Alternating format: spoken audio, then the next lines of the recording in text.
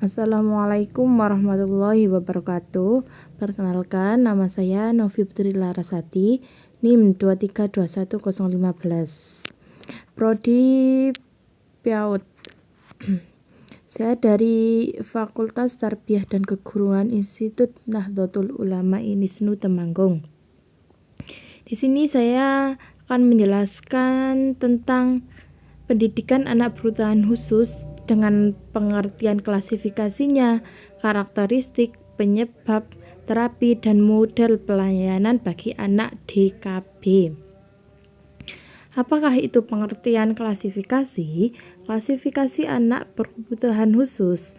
Klasifikasi gangguan anak yang berkebutuhan khusus menurut Davidson, Neale, dan Kring tahun 2026 terdiri dari gangguan pemutasan perhatian atau hiperaktif, gangguan tingkah laku, disabilitas belajar, retardasi mental, dan gangguan autistik. Sedangkan menurut Samsul tahun 2010, klasifikasikan anak berkebutuhan khusus apabila termasuk ke dalam salah satu atau lebih dari kategori berikut ini. Yang pertama, kelainan sensori seperti cacat penglihatan atau pendengaran. Selanjutnya, deviasi mental termasuk gifted atau retardasi mental. Ketiga, kelainan komunikasi termasuk problem bahasa dan ucapan. Yang keempat, ketidakmampuan belajar termasuk masalah belajar yang serius karena kelainan fisik. Perilaku menyimpang termasuk gangguan emosional. Selanjutnya, yang terakhir, cacat fisik dan kesehatan termasuk kerusakan neurologis, ortopedis, dan penyakit lainnya seperti leukemia dan gangguan perkembangan. Selanjutnya, karakteristiknya yaitu dibagi menjadi 4. Yang pertama, lambat dalam perkembangan motorik. Yang kedua, sedikit atau tanpa kemampuan berkomunikasi. Yang ketiga, masih bisa dilatih untuk keterampilan dasar menolong diri sendiri. Terus yang terakhir, dapat melakukan aktivitas sehari-hari yang bersifat rutin dan berulang. Selanjutnya, penyebab DKB itu apa?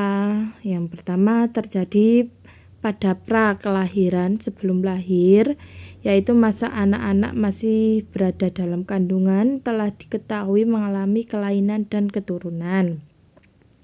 Yang kedua, terjadi selama proses kelahiran.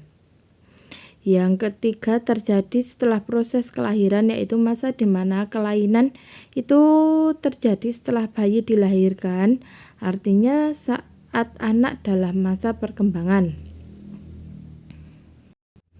Setelah itu, terapi DKB. Apakah itu terapi DKB? Itu dibagi menjadi 3 macam.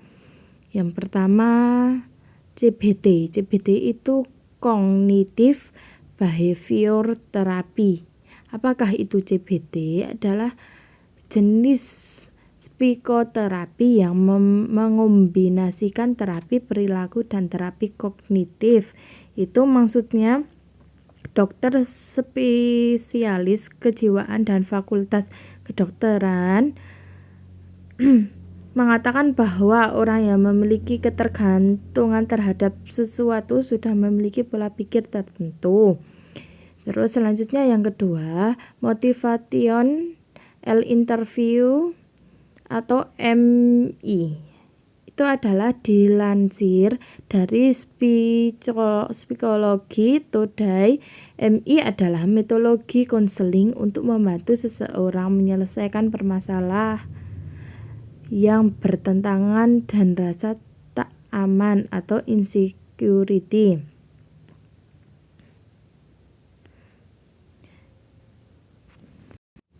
Akan tetapi, terapi yang satu ini sebenarnya lebih cocok bagi pasien remaja sebab dibutuhkan pengambilan keputusan dari si pasien.